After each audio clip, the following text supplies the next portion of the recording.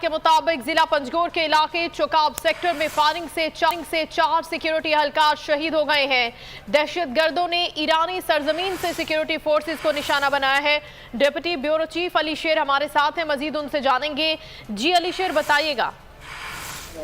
जी बिल्कुल, ईरानी सरजमीन से पाकिस्तान की सरजमीन पर जो है वो हमला किया गया है और ये हमला सिक्योरिटी फोर्सेस को पर किया गया है। दहशतगर्दों ने ईरानी सरजमीन को इस्तेमाल करते हुए सरहद पार से पाकिस्तान की सिक्योरिटी फोर्सेस पर हमला किया, जिसके नतीजे में 4 सिक्योरिटी एहलकार जो है वो शहीद हो गए हैं।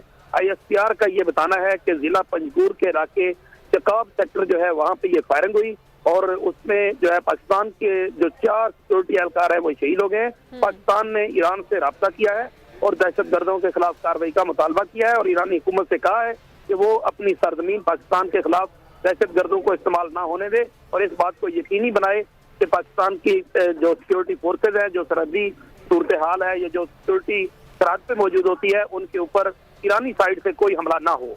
जी बहुत शुक्रिया आपका अली शेर, हमें आगाह कर रहे थे। दहशतगर्दों ने ईरानी सरजमीन से पाकिस्तानी सिक्योरिटी फोर्सेस को निशाना बनाया है। ISPR का बताना है कि ईरान से दहशतगर्दों के खिलाफ फौरी कार्रवाई का मुतालबा पाकिस्तान ने कर दिया है।